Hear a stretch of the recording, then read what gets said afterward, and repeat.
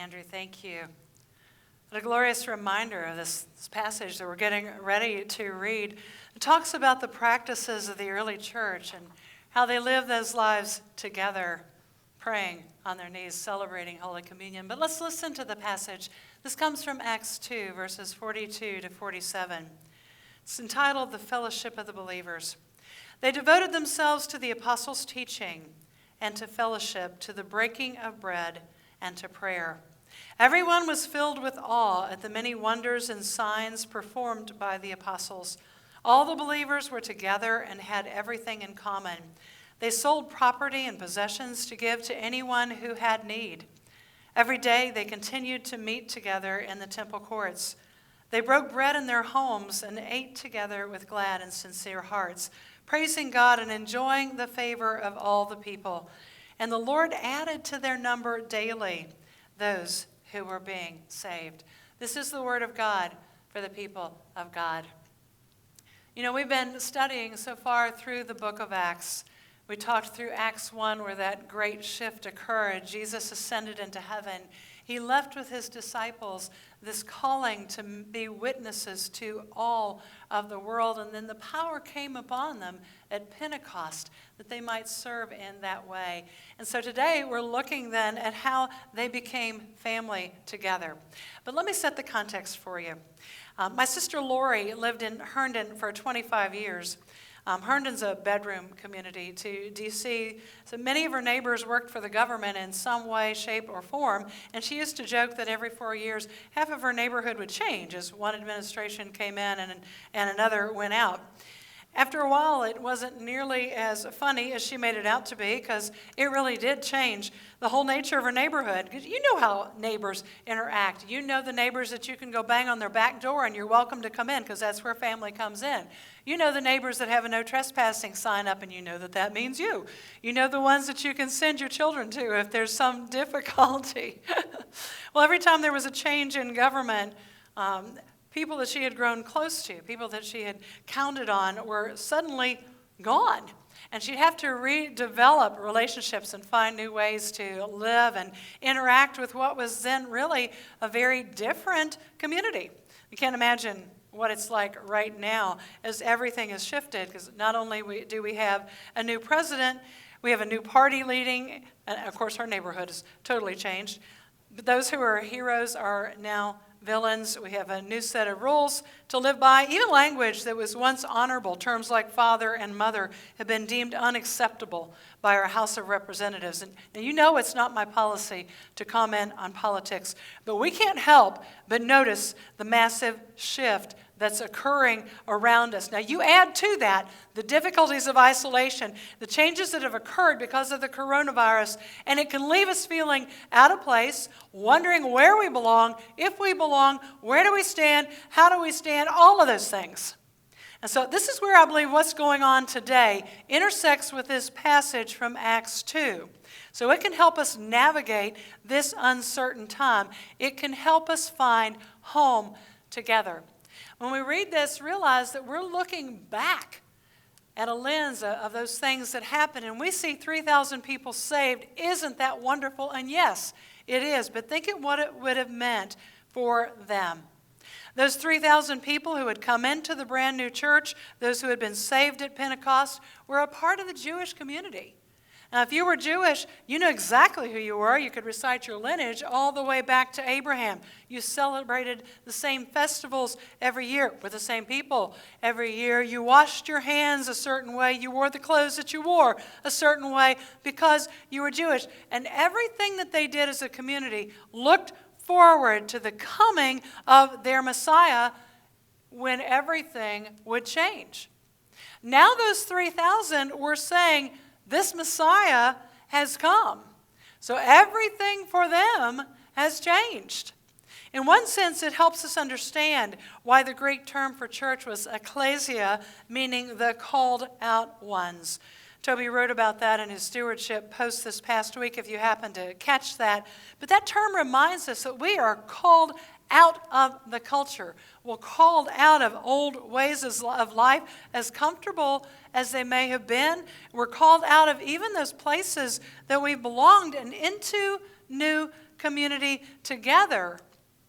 In fact, Luke's point in this part of Acts 2 is the church is that ideal community, the ideal place of belonging, a place that won't change, a place where you know where you can stand, a place where people around you love you, and a place that you will have family eternally. It makes sense if you think about it. It is the only community that will truly last forever because it's centered on Jesus Christ, this Jewish Messiah of David's line who reigns over a kingdom that will never end. See, only the church can answer that deep need within us for that community that is lasting, for values that are truly shared, and a place of belonging that won't ever change. I can't say that enough. For the early church, the first question they had to answer was, well, how do we begin to develop then that kind of lasting community? And we see their answer in this passage. Luke says they set clear priorities. They devoted themselves to specific things. They devoted themselves to the apostles' teaching. Why?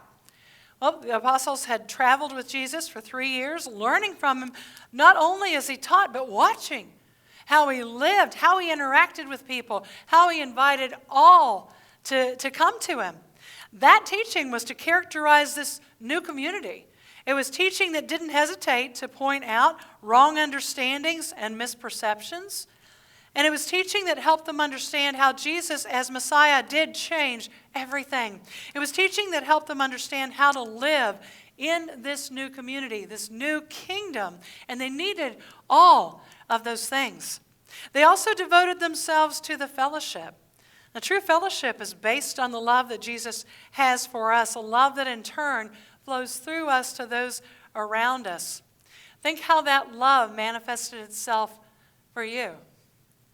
For me, I felt a love that came and anchored me when I had no place to stand. It was a love that embraced me, and it has never since let me go. I want to show that same kind of love to everybody I come into contact with it because it changed my life.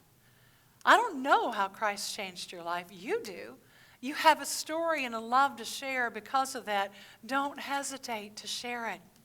The Psalms remind us that God sets the lonely in family. That's exactly what we see in this new church, in this new place of belonging where they literally would become new family. Those who would make sure that they had what they needed. People who loved them so much that they would sell property and possessions if someone was in need. People who weren't just there for them on a Sunday morning, but all throughout the week, strengthening them, encouraging them, helping them to find what they needed constantly. They also devoted themselves to prayer. Jesus had invited them to pray in his name.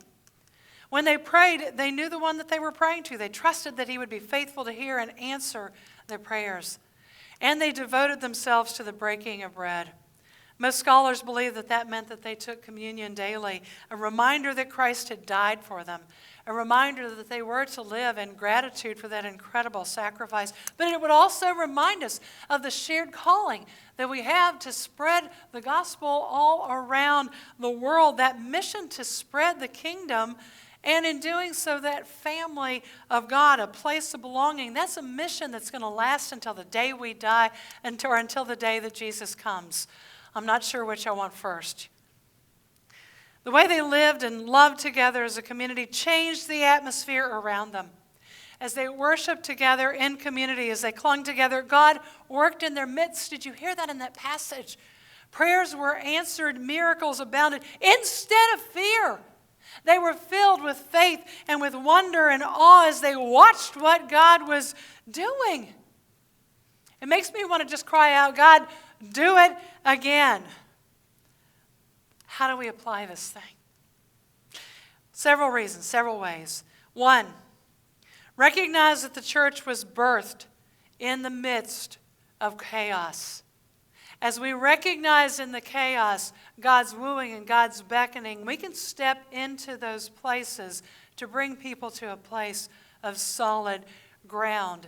Recognize it for the place of opportunity that it is, because people are looking for a place of belonging, a place where things aren't shifting all around them, and you have that answer. Second, it helps us know how to live as a church.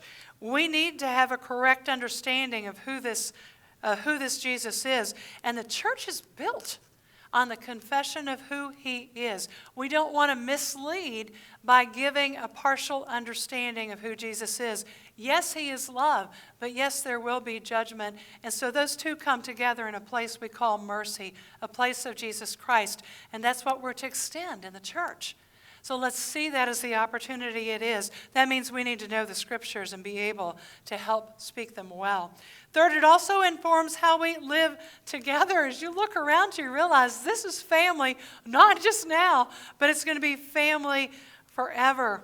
And together we have the ability to change the atmosphere around us. Did you hear what happened there? If we keep our focus on Jesus and aren't distracted by these other things, we too will see amazing things happen as we speak those things and live into those things. They'll change the atmosphere around us. Who doesn't want the atmosphere in their family changed? Who doesn't want the atmosphere in their job site changed? Who doesn't want the atmosphere in their city, state, nation, please, Lord, changed? Let it be. See, you have the ability, by the way you worship, to change the atmosphere. Don't miss it. Fourth, there are some disciplines that we need to be devoted to. They're important because they keep us bound together in a life centered on Jesus Christ. We need to know those scriptures. We need to spend time in prayer. We need to celebrate daily what God has done for us. And we need to daily live in that family of God and invite others to it. Last thing, it reminds us that there are those all around us who are hurting. There are lives that have been upended, communities that have been torn apart, lives that have been forever changed, not just by what's going on right now, but by events that are happening in their lives. They need a place to stand. They need a community of love around them, and the church is meant to be that community. Brian has a song, and Andrew, have a song to share about that very thing.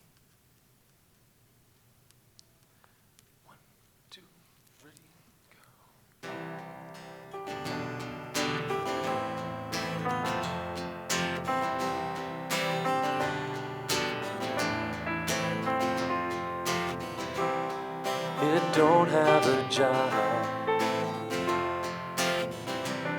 you don't pay your bills, won't buy you a home in Beverly Hills.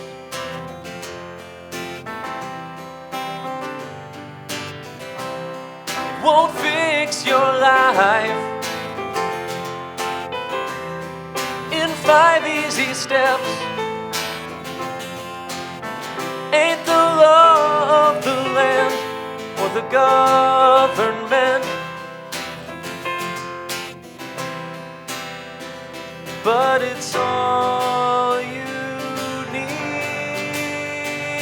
and love will hold us together, make us a shelter to weather the storm, and I'll be my brother's keeper, so the whole world will know that we're not alone.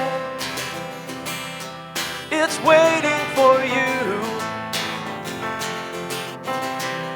knocking at your door. In the moment of truth, when your heart hits the floor and you're on your knees, and love will hold us together, make us a shelter to weather the storm, and I'll be my brother's keeper, so the whole world will know that we're not alone. This is the first day of the rest of your life. This is the first day of the rest of your life.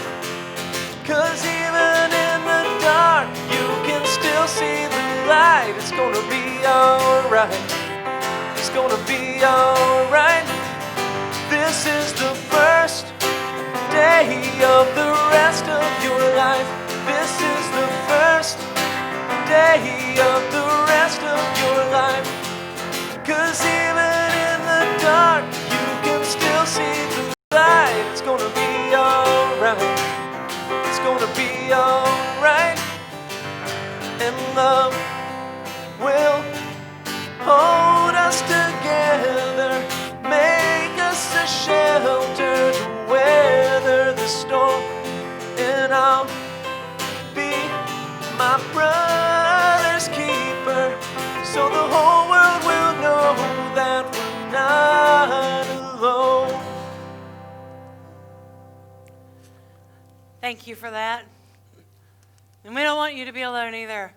If you're looking for a place of belonging today, there's a place that will choose to love you and walk with you. Her name is the church, and she is centered on that one who will live forever. His name is Jesus Christ, and he's calling you today. Let this be the first day of the rest of your life. Amen.